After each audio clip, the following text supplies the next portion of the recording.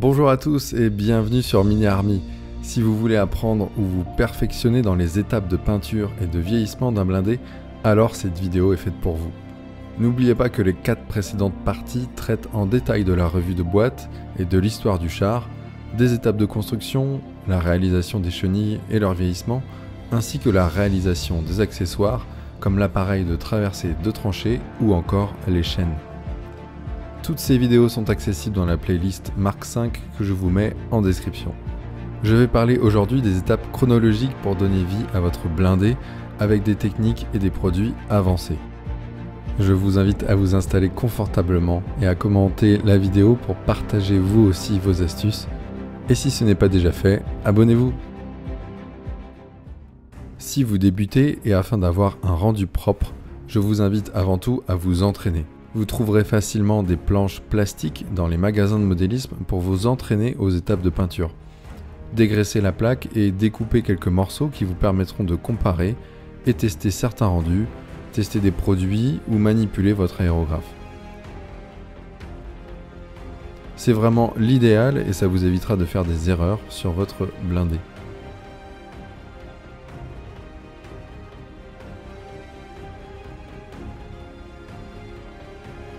Une fois votre construction terminée, il va être nécessaire de dégraisser la maquette suite à la manipulation du modèle avec les doigts tout au long du montage.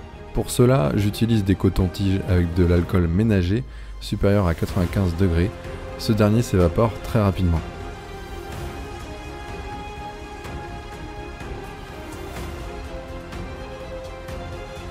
J'enchaîne ensuite avec la couleur de surface Primer Black de chez Vallejo.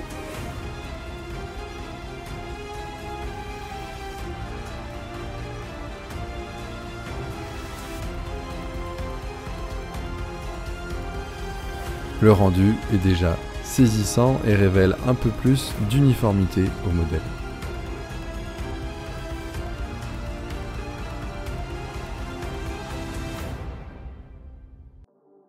Pour la peinture du blindé, je vous conseille de découvrir les différentes techniques dans cet ouvrage de chez Hamo.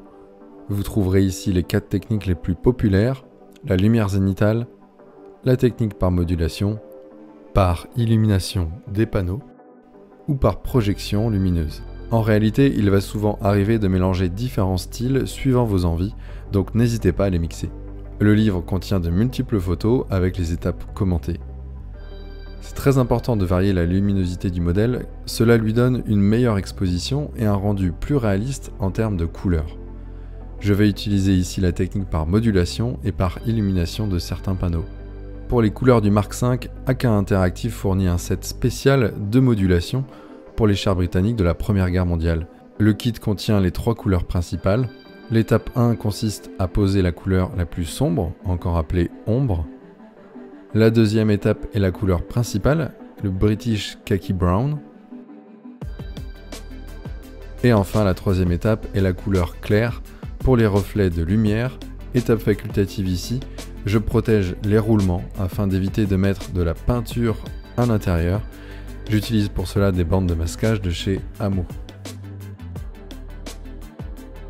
C'est parti pour la modulation avec la pose des ombres et donc de la couleur la plus sombre. N'essayez pas de tout faire en un pinçage avec votre aérographe. Passez vraiment plusieurs fines couches pour que le rendu soit très fin et bien couvrir les zones.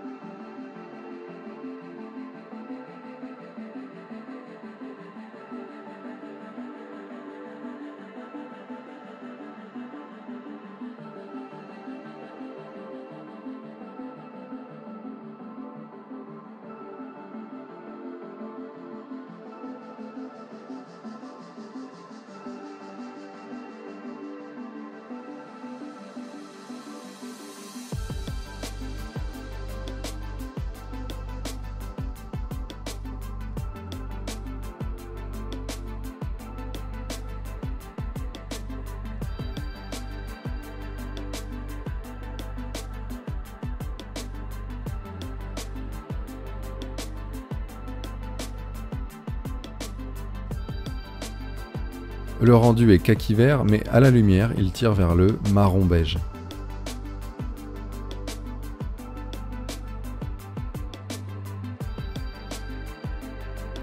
Entre chaque étape, passez un pinceau à poil moyen pour enlever les quelques grains de peinture ou la poussière qui aurait pu se coller. Enlevez la poussière avec votre aérographe à vide.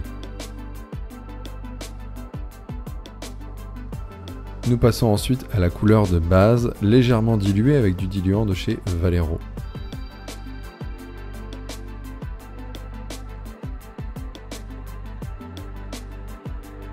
Commencez par les parties les moins visibles, comme le dessous du char, afin de vous faire la main et de tester le rendu. L'idée est de couvrir chaque panneau sans insister sur les séparations et les arêtes, afin de garder la couleur sombre sur les bords.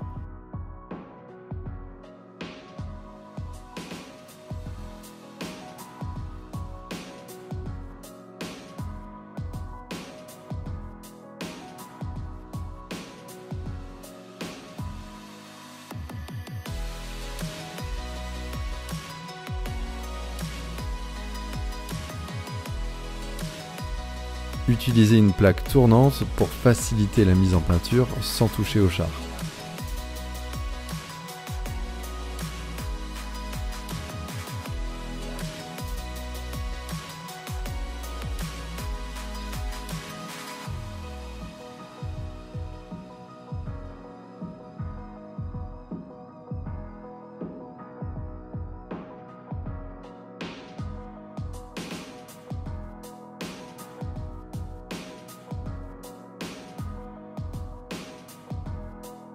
Avant de passer à l'étape suivante, analysez les petites imperfections qui pourraient ressortir avec les couleurs.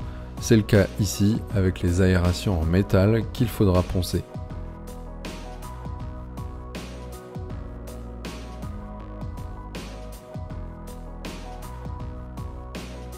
Nous pouvons passer à la couleur la plus claire afin d'insister sur les zones les plus exposées à la lumière. J'utilise une feuille de papier afin de tester certaines pulvérisations de l'aérographe et m'entraîner à avoir un débit léger de peinture et éviter des erreurs.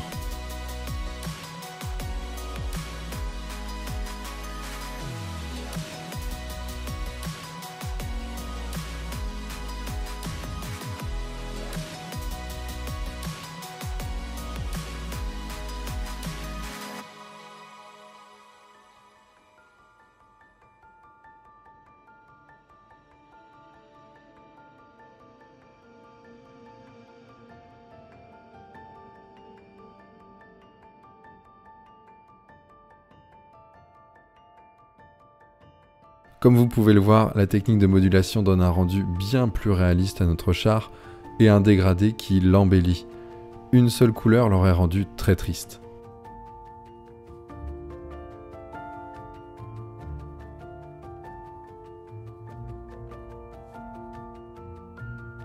Nous passons ensuite à la peinture des armes. Pour éviter que les tourelles ne tournent lors de l'utilisation du pinceau, utilisez des bandes de masquage pour les bloquer. J'utilise une palette humide et je commence avec la base des armes qui aura un mélange de 90% noir et 10% de gunmetal.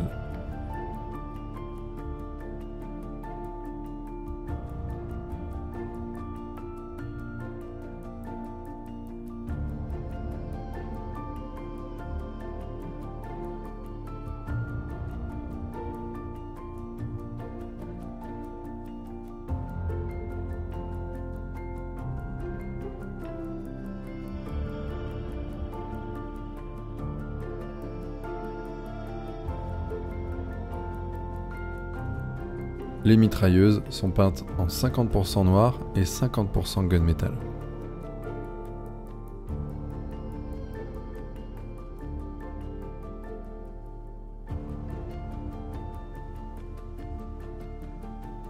Pour le tuyau d'évacuation, j'effectue un mélange d'argent et de noir.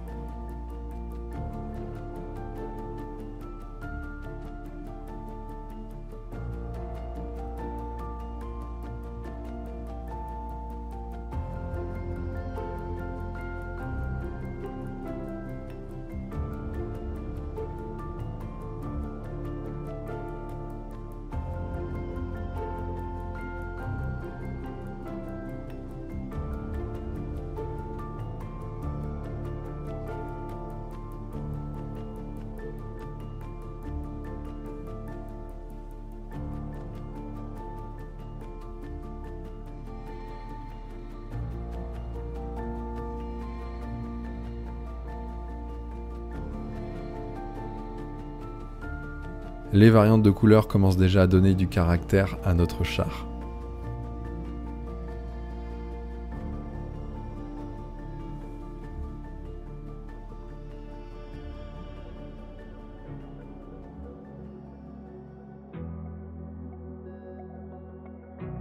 Afin de le protéger pour les prochaines étapes, nous passons une couche de vernis brillant de chez Vallejo.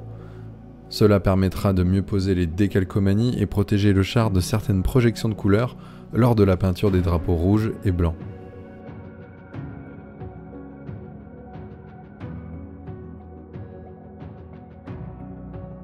L'utilisation d'un pinceau pourra être utile pour étaler certains mauvais dépôts de vernis.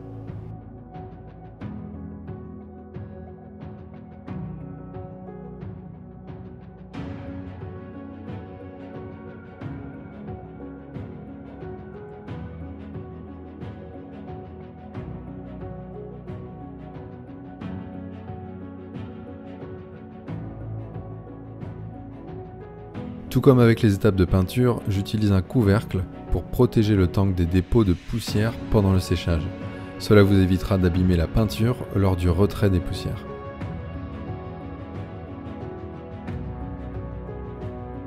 Le vernis ajoute une touche de réalisme à notre blindé avec des reflets plus importants. Nous allons pouvoir passer à l'étape très délicate des drapeaux. Il est important d'analyser les zones où les couleurs sont présentes. Elles sont à l'avant du char, sur le dessus et sur certaines tranches inférieures des cabines, qui reçoivent également de la couleur. Pour le contour à l'avant et sur le côté, vérifiez sur des photos d'époque ou de musée comment elle est appliquée. Vous pourrez ainsi constater que les bordures ne sont pas forcément couvertes. Nous devons protéger efficacement les zones à proximité avec des bandes de masquage. Cela évitera les projections de peinture sur les zones non désirées.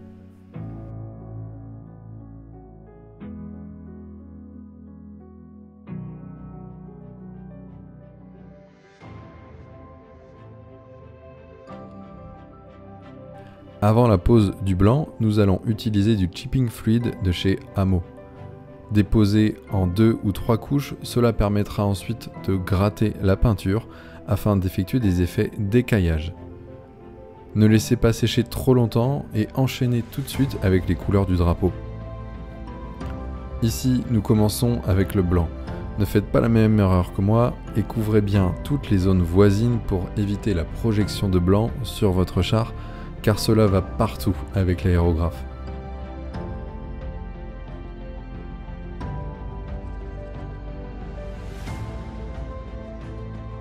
Nous délimitons ensuite les bordures de rouge avec des bandes de masquage.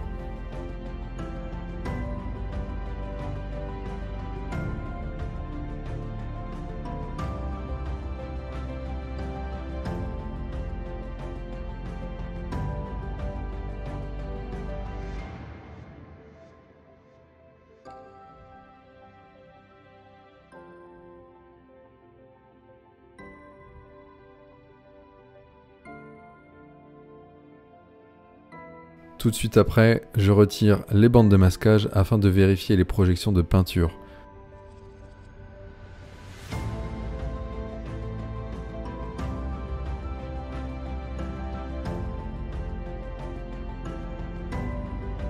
Nous pouvons voir que le blanc est allé un peu partout, mais l'utilisation d'un peu de diluant permettra de l'enlever avec un simple pinceau. Et la couche de vernis précédemment posée a l'avantage de protéger la peinture du char.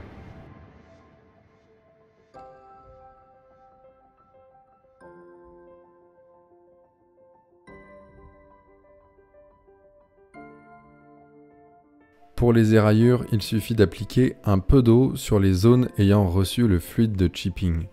Plus vous attendez que la peinture sèche, plus il sera difficile de faire des éraillures et plus elles seront fines. C'est à vous de voir. Plusieurs possibilités pour effectuer les rayures, au pinceau humide par exemple, mais surtout au cure-dent avec la pointe trempée dans l'eau. Insistez et variez l'intensité sur certaines arêtes ou les boulons par exemple.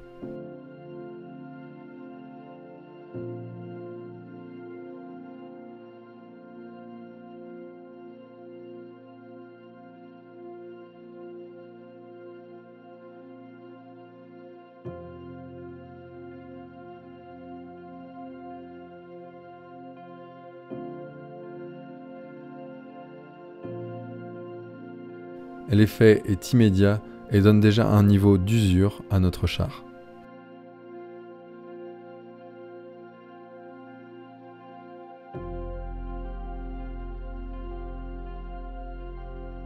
Nous enchaînons avec la pose des décalcomanies.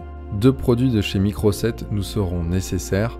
Le premier permet de préparer la pose et faciliter l'adhésion du décalcomanie sur le modèle. Et le deuxième permet d'assouplir le décalcomanie pour qu'il épouse parfaitement certaines zones en relief ou les creux. C'est notamment le cas du J19, au-dessus d'une rainure et de boulons, ce décalcomanie étant très large, ou encore au niveau du numéro du char. Grâce au morceau de test ici, vous pouvez voir sur la moitié gauche le décalcomanie posé sur du vernis brillant et à droite sur du vernis mat. Vous pouvez voir que les décalcomanies se font beaucoup plus parfaitement avec le vernis brillant. Pour la pose du décalcomanie, le déposer dans un peu d'eau pendant au moins 1 minute.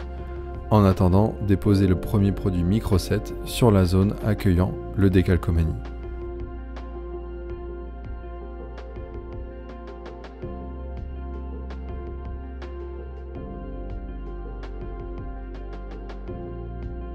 Utilisez ensuite une pince et un pinceau pour glisser les décalcomanies sur la maquette.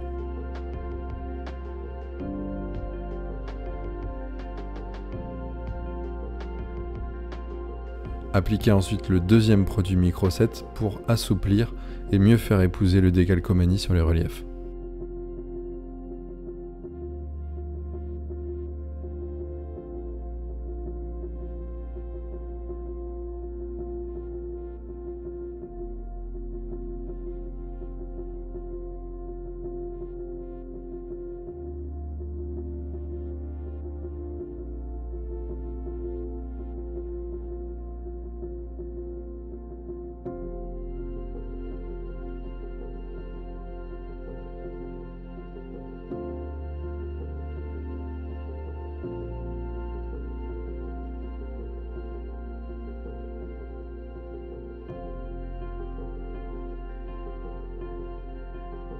Il peut arriver que les décalcomanies ne soient pas assez collées sur la surface.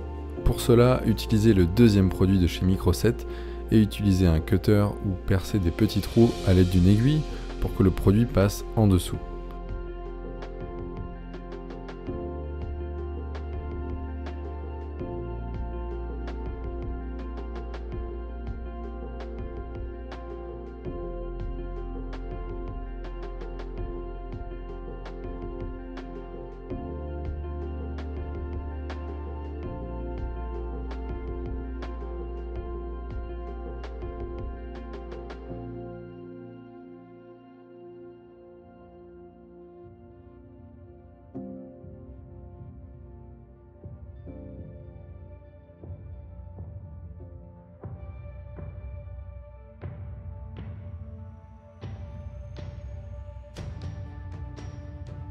Avec un coton-tige, tapotez sur les décalcomanies pour renforcer l'accroche.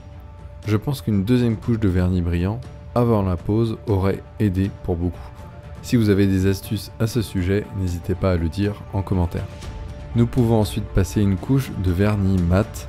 Cela permettra de protéger une dernière fois notre maquette et de diminuer le reflet des décalcomanies et la lumière. Ne vous inquiétez pas, l'effet laiteux disparaîtra au séchage.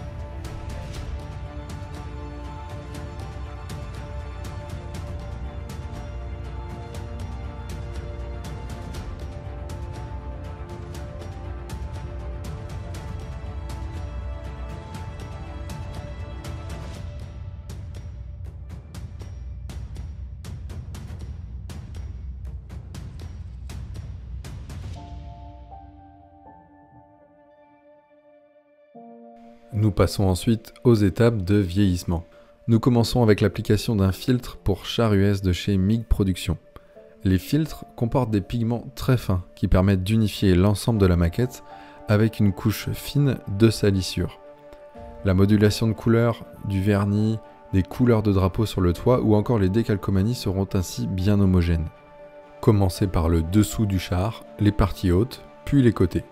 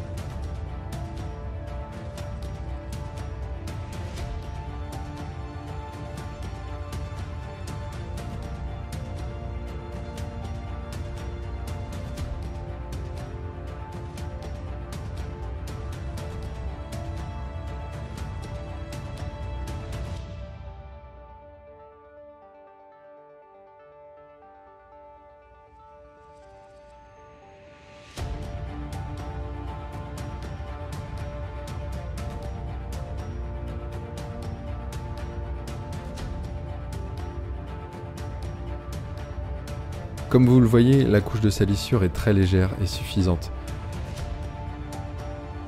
Pour les étapes suivantes, n'hésitez pas à vous inspirer de certains modèles ou photos historiques. Nous enchaînons avec les pin washes, ici un wash pour véhicule US moderne. Cette étape permet d'intensifier le rendu des rivets du blindé avec de la salissure dans les creux. Cela intensifie également le relief du blindé. Attention cependant à bien attendre 24 heures que le filtre est séché, sinon vous aurez des auréoles comme vous pouvez le voir ici. Entraînez-vous sur les parties qui seront masquées par les chenilles. C'est une étape très longue et il sera important de vous entraîner et de prendre votre temps.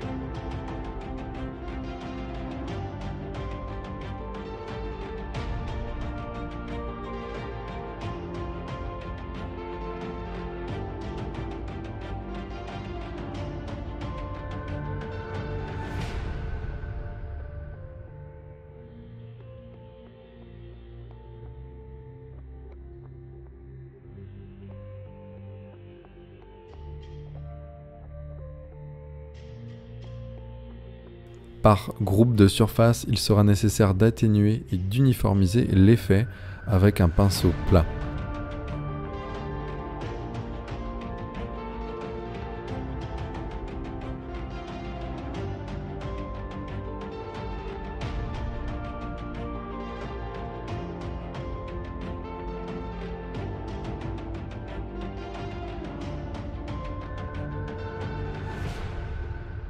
Appliquez le wash puis l'atténuation en plusieurs étapes.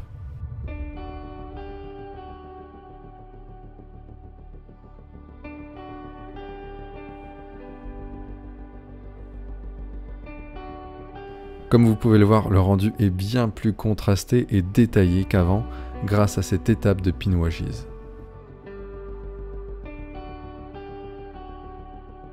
Nous vieillissons ensuite le tuyau d'aération avec l'incontournable Light Rust Wash de chez Hamo.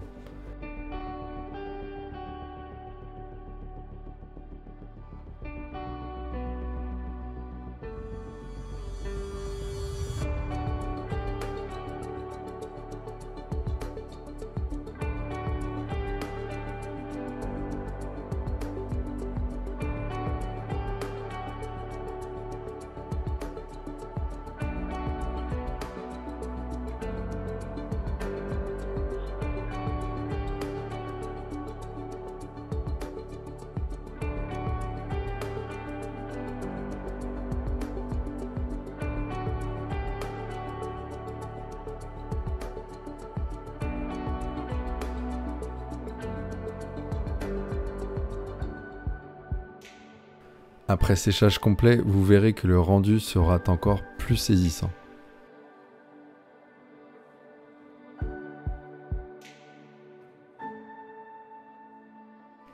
Nous en rajoutons également sur d'autres zones comme les protections d'aération.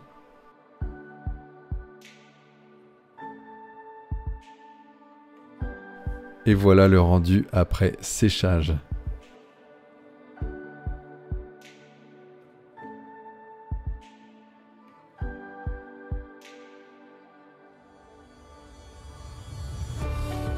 Nous enchaînons avec l'étape du chipping ou marque d'usure. Pour cela, j'utilise un ancien stylo plume avec une éponge découpée à l'intérieur. C'est une technique maison, peu coûteuse et très simple qui facilitera l'application de la peinture. Le chipping color de chez Hamo est un must-have pour ce genre d'étape. Une feuille de papier sera nécessaire ainsi qu'une palette humide. Il suffit de tamponner légèrement l'éponge dans la peinture et de décharger la peinture sur la feuille de papier afin de n'avoir que des points très fins.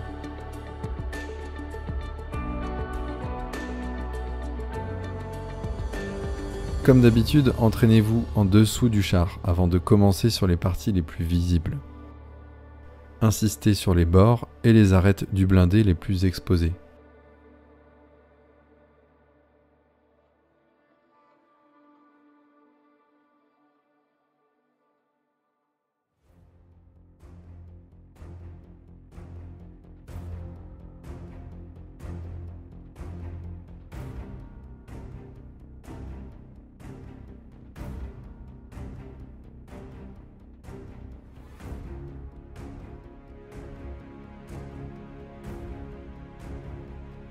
Nous terminons ensuite avec des rayures au pinceau et le renforcement des rayures sur certaines zones.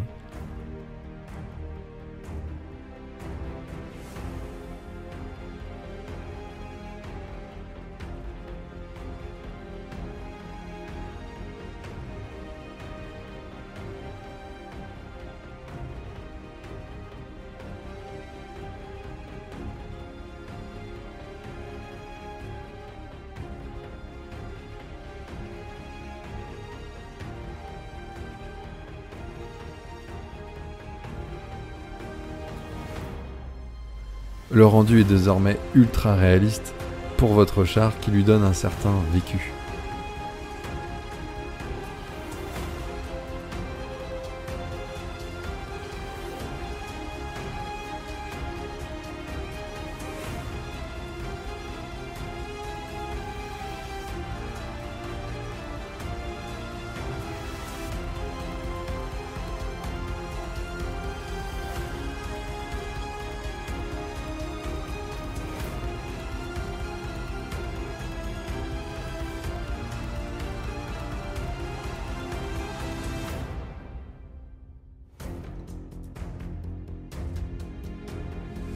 Les zones étant couvertes, nous collons ensuite les signaux du toit.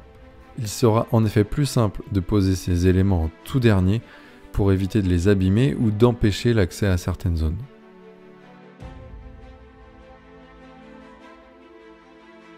Nous allons amplifier l'usure avec des traces de rouille. Pour cela, il suffit d'un pinceau. Les produits étant de type émail ou énamel, une petite astuce consiste à utiliser toujours les mêmes outils pour ne pas les mélanger avec de l'acrylique. Pour cela, notez directement la lettre E pour émail ou énamel sur vos outils. Nous utilisons les Streaking Effects de chez Hamo ici. Laissez un peu de produit dans les zones désirées sans l'étaler.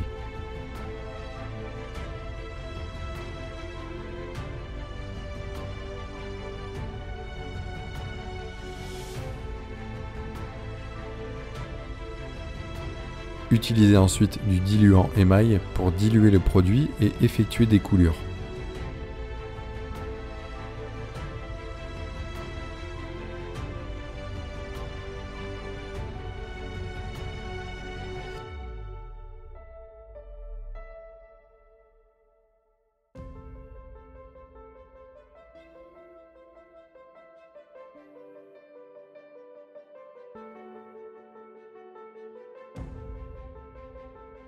Pas de panique si vous en mettez trop, utilisez un coton-tige pour enlever le produit.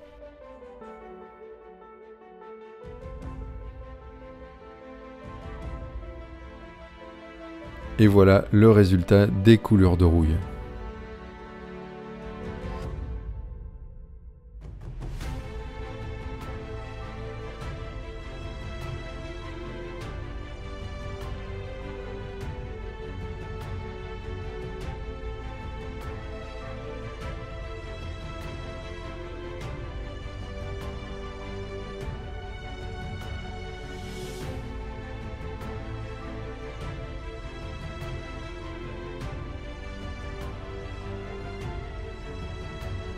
Nous passons aux toutes dernières étapes avec la pose des chenilles précédemment réservées. Si vous n'avez pas vu la vidéo, vous la retrouverez dans la même playlist et en description.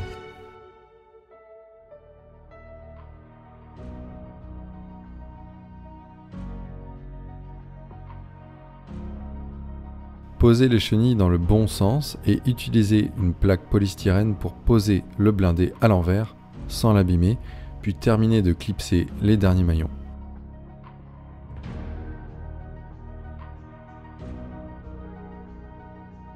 Certains reflets de décalcomanie peuvent persister. Pour les atténuer, nous déposons par-dessus un peu de couleur déraillure.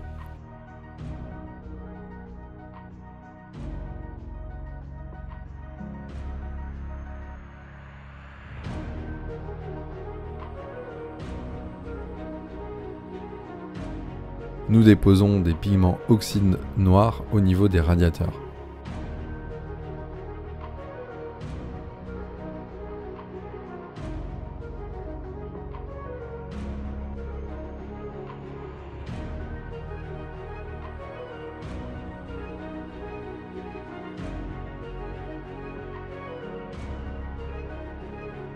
Nous en déposons également sur les zones démitrailleuses où la chaleur et la poudre des tirs sont les plus intenses.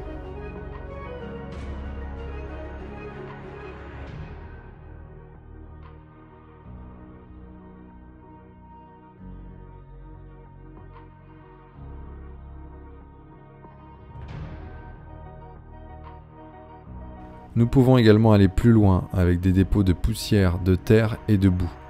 Plusieurs produits combinés permettent de faire cet effet, mais j'attendrai la réalisation du diorama pour effectuer cette étape qui reste bien entendu facultative.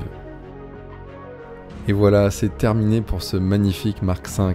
Merci d'avoir regardé cette vidéo. J'espère que cette série vous a plu, et si c'est le cas, ajoutez un like et donnez un commentaire dans les vidéos. Toutes les étapes de réalisation sont disponibles dans la playlist dédiée.